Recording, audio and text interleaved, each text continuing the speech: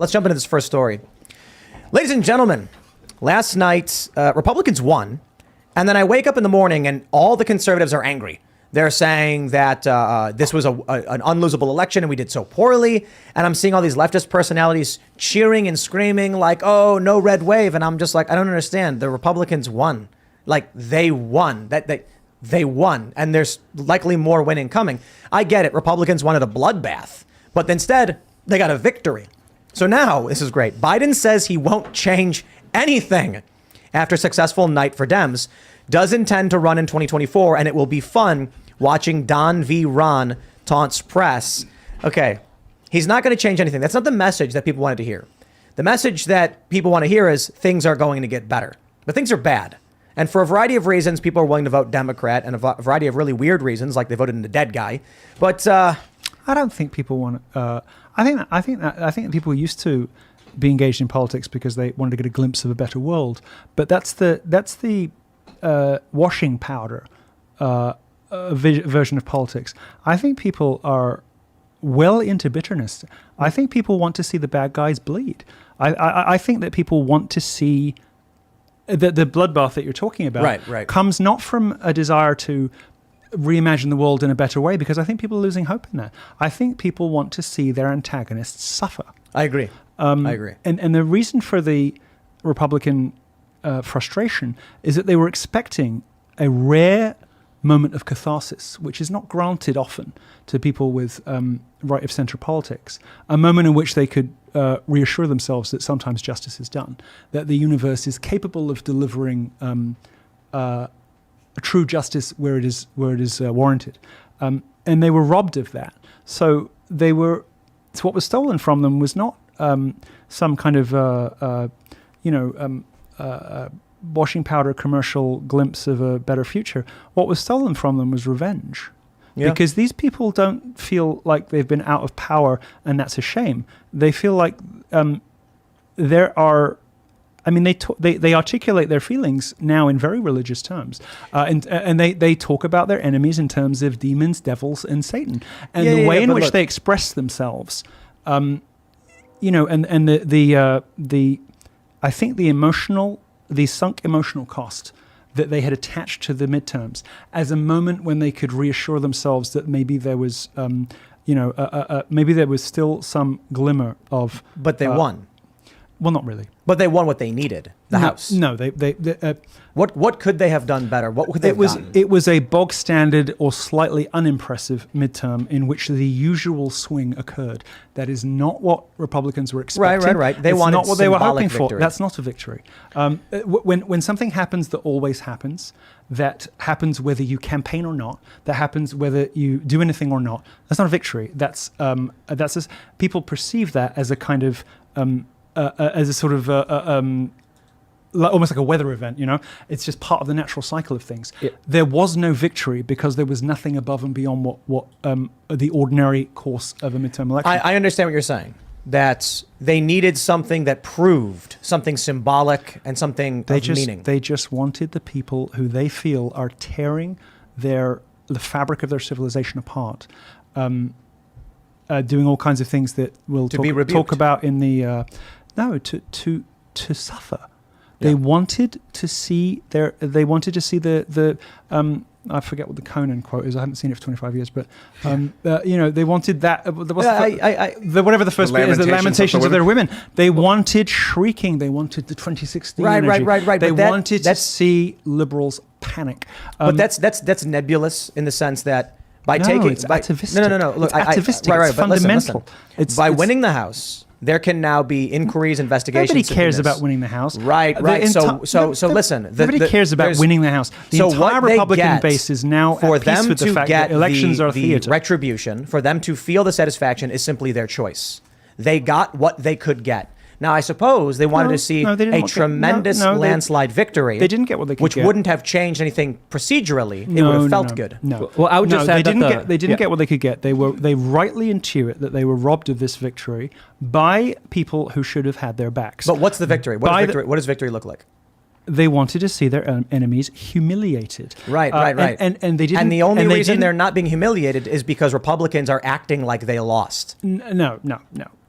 what happened in this election was not only were the leaders in the Republican Party removing spending from some of the most inspirational and popular candidates, which itself is a form of demoralization, and sabotaging some of the candidates that had the most promise for upsets, those little things that give you a burst of joy, in a burst of joy in an otherwise, I mean, you know, it would have been nice if he'd won, but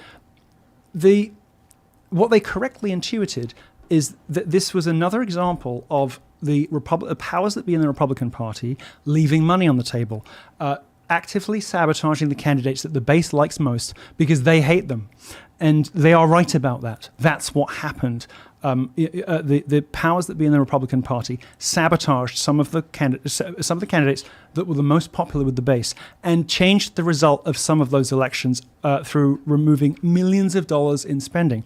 So the Republicans are acting out not because they're babies who are choosing to be losers. They're acting out because they were wronged and they know it. Sure. But I don't think that explains Ben Shapiro, for instance. Nothing explains Ben Shapiro. Well, look, you look at the Daily Wire guys, and they're upset about the results. They're saying, you know, they've never had a moment of contentment in their lives. So perhaps that's it. They weren't going to be satisfied no matter what happened? Well, they won't.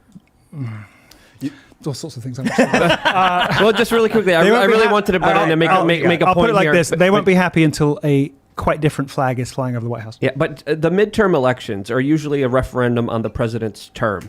I think there's a reason why Biden is coming out right now and saying, I'm going to keep doing what I usually do. But they historically, politically are. And if we look at previous midterms, like in 2010 and 2014, the Republicans overwhelmingly won by huge numbers. They didn't do that this time. The Senate, again, is still undecided. And these results don't match how people feel about Biden. They don't. Now, there are candidates that are weird special cases, like Fetterman, who has inspired sympathy. And he's just, I can't help but sort of like the guy. It just brings out, you know, kind of a warm feeling. I just kind of want to see him succeed because I see him struggling. And I see a Fetterman Biden ticket. Normal response to seeing somebody struggling is to want to help them. You know, like I watched that debate and I wanted to vote for the guy. That what people are seeing is results that are out of step with how they know people feel about this presidency. And the reason those results are out of step is the Republican leadership. Do you think who didn't just sit by and say, let's just let what happens happen. They actively sabotaged the chances of some of the most popular, populist, nationalist, Trump-adjacent characters. It is, and you know, voters are a little bit better informed and a little bit more intelligent, I think, than the Washington people give them credit for. They have correctly intuited betrayal. They are not upset because the results were, you know, they didn't get enough seats. They are justly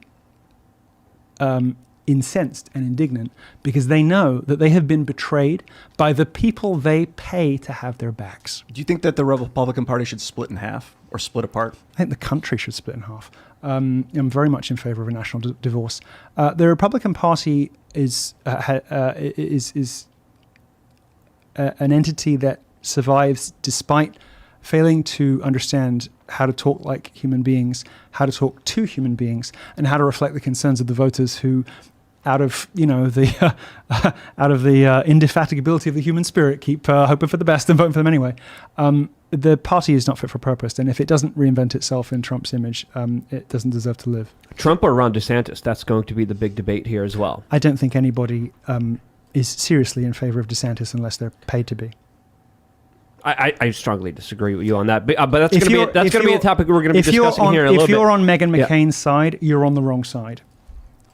I don't think I'm on Meghan McCain's side at all. But more importantly here, there is something to say about this performance in the face of economic inflation, lockdowns, crime waves, which seems like it wasn't really affecting the election results. There's also the fact that a lot of Trump-endorsed candidates didn't win. Trump's attacking some of them right now, and the ones that he did, Trumpian candidates, and then the ones he attacked won. There are some examples of that. The problem here, I felt a bit icky seeing Trump whine about the consultants. It didn't seem like a kind of alpha dog daddy thing that we're used to from Trump. Seemed a little bit pathetic. And my hope is that he will announce soon and get his mojo back, because at the same time as he's taking these very light touch, teasing pot shots at DeSantis, who has zero chance of succeeding. Look, DeSantis is almost as popular as Trump in some bits of Florida, but don't ask them to choose, because he is gone the second they have to choose between him and Trump. Don't get it twisted, okay? He has no chance. It is not happening. But you think even in Miami and Tampa, Trump wasn't able to flip those districts? You're out of your mind if you think that somebody with the charisma of a potted cactus can go up against Donald Trump and not end as just another casualty on the list. You're out of your mind. And looking at the rogues gallery of people who are being paid to support DeSantis, I think unless you can provide a compelling case, which to date I have not heard, you are being charmingly naive in falling in line with the worst people. I can give a very compelling case for people in this country. The worst people in this country who want more than anything for the will of the people to be subverted. They want to suffocate Trump and all he stands for, and he is, of course, merely a proxy. He's a shorthand for a variety of things that they hate about Americans. They hate the gaucheness of the South. They hate everything about the South. They hate Appalachia, with its lack of sophistication. They despise and are contemptuous of the people who love Trump, and they are the architects of their misery. I mean, there's a reason that these places that vote for Trump have drug problems. It's because the coastal elites systematically killed these towns by taking all the manufacturing abroad to weaken the economic clout of places of Republican places. Now, okay, these places were deliberately and systematically sabotaged, and the result of that is like human misery on a scale that nobody really truly comprehends. There's now no reason for many of these towns in the South to exist, and they stagger on with no factories, with no jobs, with no hope, and people lose themselves in godlessness and in drugs and in all manner of self-destructive behaviors. That was done to them. That was the thing that was done to them. Okay, and Trump is a neat shorthand for the kinds of people that coastal elites consider to be beneath them.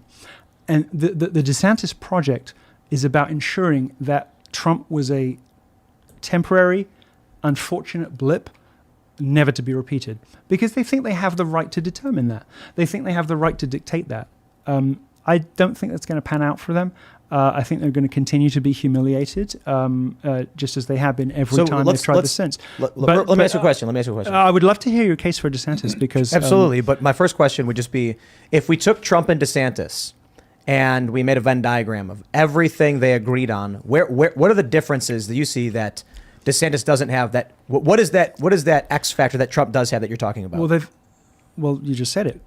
Trump is the X factor. Trump is a once in a generation charismatic authority that cannot be replicated. It cannot be imitated.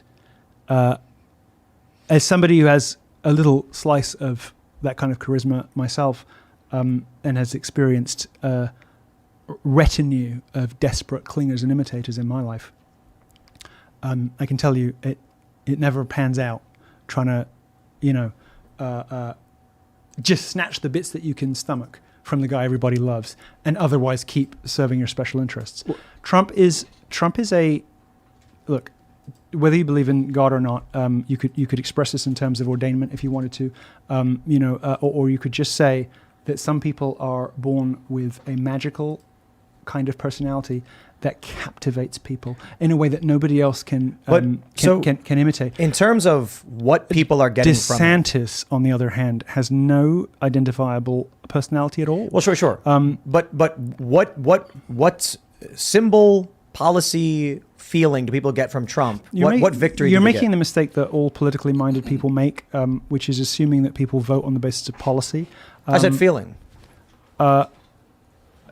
DeSantis has scored some victories in Florida. He's been an excellent governor in Florida, and that's where he should stay, because he's been a very successful and excellent governor in Florida. But as I said, people like him in some bits of Florida almost as much as they like Trump. But ask them to choose, and he's out. I'm trying to figure now, out on the gain people get from Trump they don't get from DeSantis, and that can be emotional. It's precisely that.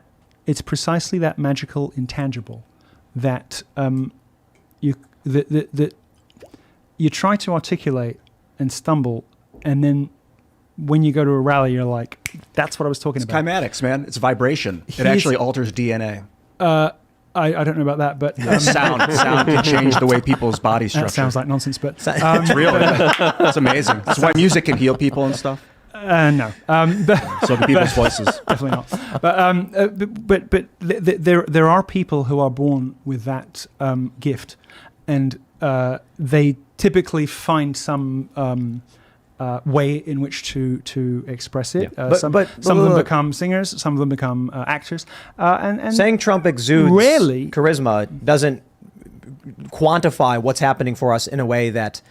So for me, right? Of course it does. Well, no, right. Mesmerizing. I get that. But so a lot of people are motivated. He's an intoxicant that blots out the sun. There is no conventional political candidate who has a chance. What does an intelligent individual or working class person gain from that? A good feeling? I don't know what kind of logical fallacy that is. What does an intelligent person gain? Well, because you're saying the average person doesn't care about policy. I can't speak for intelligent people, but so if no one actually cares about what their politicians are doing for them, then why should I care about Trump over DeSantis? What happened in 2016 was the last time that half this country felt good about themselves and like there might be hope. You cannot fight that. Hope for what? Trump. What? That their world wouldn't be ripped apart by social engineering and by other things I can't mention right now until the third hour. But there are things going on in this country that threaten the very basis of our civilization, that stem from original sins like women's suffrage, but go all the way through to more modern fads and manias to do with things we can't talk about. But there is the people are keenly aware that the physical reality of the world they live in, the facts they took for granted, are being ripped apart by the political descendants of. Now I understand. I understand what you're saying. So Trump in 2016. I was very blessed to have the opportunity to be such a big part of that, because that was the last time that an entire half of this country felt like things might end up okay. And he turned out to be disappointing in office, but how could he ever have been how could he ever have ended up otherwise? Not appointed really horrible people around him, like John Bolton and Dr. Fauci, and put him in positions of power. That's one of. But one thing I want to bring up. Trump has a weakness where his family is I want to ask you. He finds it very difficult to say no to his family, I think. But that's the answer to your question. The reason that people will flock to him no matter what, even though they hate what he has to say about certain medical things.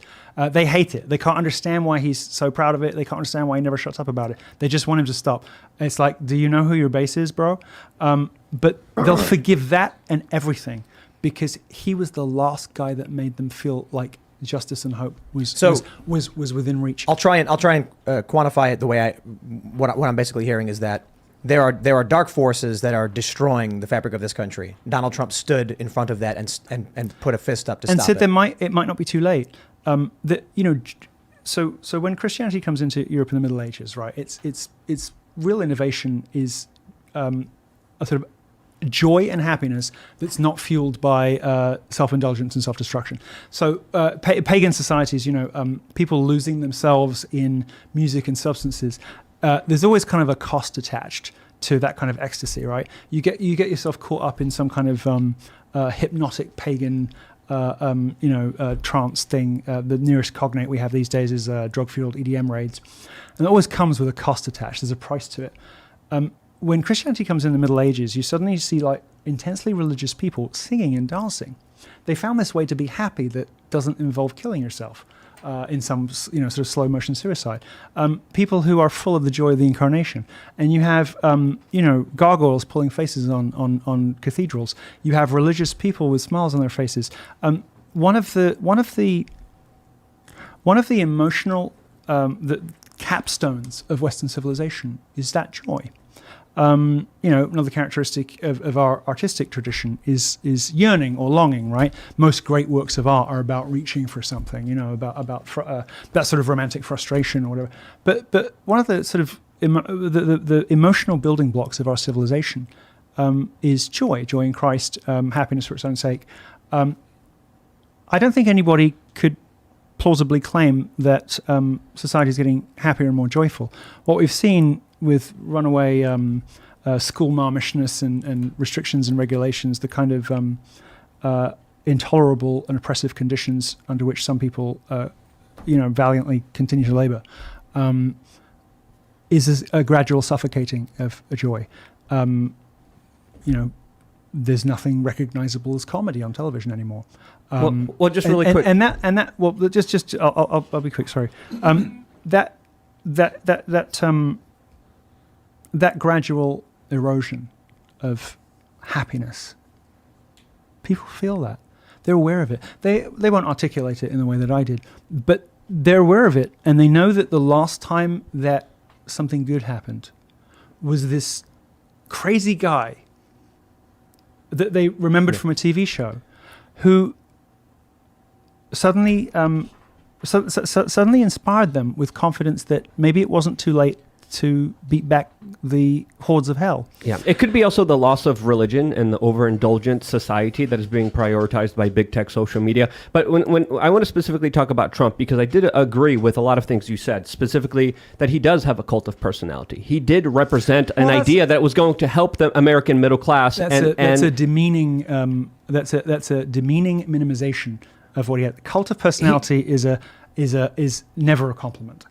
Cult of personality means that somebody has managed to baffle and bamboozle their followers into doing destructive things. Cult of personality is like maybe taking a product that they shouldn't be taking, that hasn't been proven, that has been rushed to prove with Operation Warp Speed.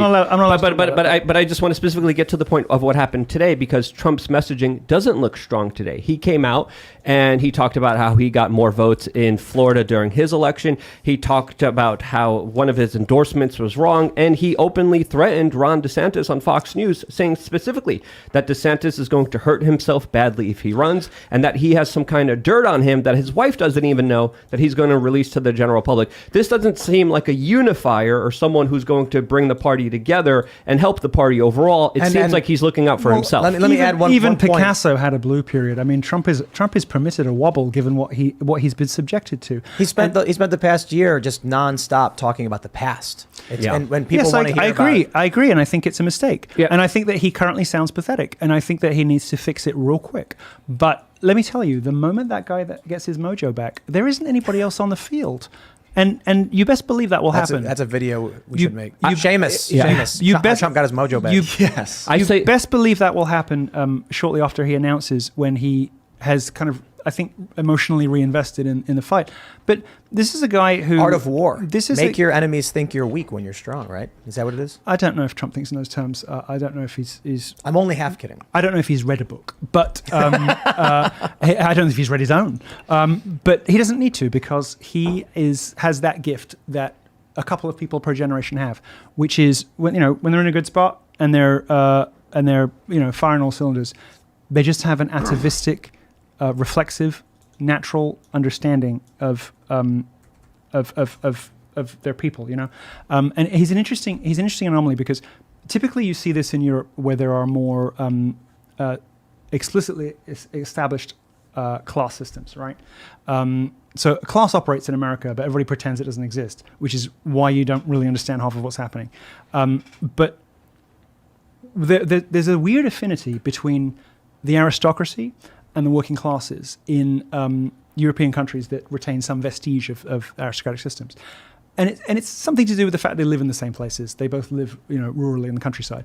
They have some of the same hobbies. They are involved in the same kinds of bits of the economy. But they also have a similar outlook on the world. They tend to be conservationists rather than environmentalists, if that makes sense. They have a kind of understanding that the anxious middle classes, the doctors, teachers, and lawyers who live in big cities, can't understand. Trump managed to pull that off in a way that I don't know if any American really ever has before. Reagan maybe had a little kind of dollop of it, but not to this extent.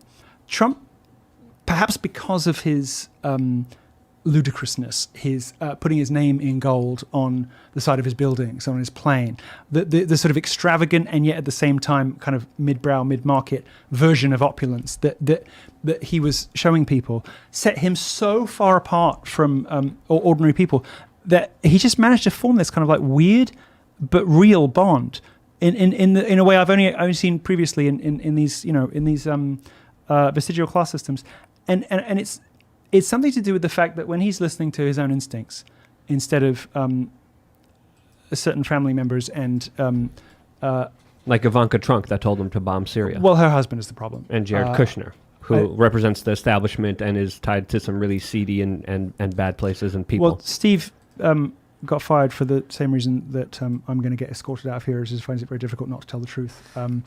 So when he described Ivanka as dumb as a box of rocks, as soon as I read it, I was like, yeah, Steve said that. Steve Bannon. But this is my fear, Milo. I just want to bring this up really quickly. She's not a diabolical architect of her father's destruction. She's a very easily influenced woman who's very in love with her husband and anxious to maintain some kind of social status independent of her father, which means distinguishing herself from the views of his that are unpopular with New Yorkers. And I absolutely agree with you, but aren't you fearful that the establishment base of the party has been kicked out or prosecuted or is being currently put in jail, while the establishment wing of the Trump administration is still anti-establishment? The anti-establishment is getting thrown in jail, has been kicked out of his administration, and the pro-establishment side is still surrounding him. I don't think that whatever petty humiliations visited upon those brave enough to raise their head above the parapet, I don't think those ultimately inconsequential humiliations have much of an effect at all. Like Ivanka's but Bannon's not. Yes, but look, just dog. There are those of us who are called, compelled, whatever. It didn't feel like it doesn't feel like much of a choice to me. It just feels like what I was put here to do, to charge out in front and accept the cost of that and what comes with it. And those sort of spectacles, those moments in culture, those moments in history, they linger for decades. They have an effect vastly more complex and far-reaching than people usually appreciate. And when people watched certain things happening to center-right popular funny guys, it will shape the thinking of Republican voters for decades. The fact that there is for all of the wailing of the left about systemic injustice, which can never really be located or convincingly explained, there is a hideous injustice that has been visited on them and many of the people that they have admired and loved. Yep. That stuff shapes the way that people live and the way they think. It shapes their opinions of new players on the scene. There will always be sacrificial lambs. That doesn't in itself mean anything bad. Usually the opposite. Martyrs are remembered for a reason. Yeah, but do you feel let down because you were one of the people that was really behind Donald Trump? So were a lot of other people that were censored, that were punished, that were banned on social media. And a lot of people think that Trump was in a position of power where he could have stood up for his supporters, stood up for all the individuals that were going down, taken down as he was in positions of power. Do you feel like slighted in any way where he could have done something to big tech social media? He could have reined them in. And he could have also gone to Parler. He could have also stood up for free speech, but he didn't. I understand why a 70-year-old man might not have comprehended the priority that was. Look, I watched the cancelled summit at the White House, and I noted, like everybody else, that nobody who had actually been cancelled was invited. Yeah. It is a fact of historical record that every year when the new interns came into the White House, they were asked if anybody was a fan of Alex Jones or Milo Yiannopoulos. And if they said yes, they were escorted off the premises. Interns for Trump? For the White House interns. And you guys were the biggest That happened every year that Trump was in office. Now, Trump bears ultimate responsibility for his hiring decisions, but the whole apparatus of the party was deeply committed to a business model that Trump threatened to wreck inside a generation. The gravy train might be over if he succeeded. The antibody response, that you saw to Trump was the aggressive, ruthless, sociopathic response of people who are wedded to earthly riches, seeing their hoard threatened by somebody who could, cast a spell and impoverish them. I wouldn't want 2016-17 to have played out any other way.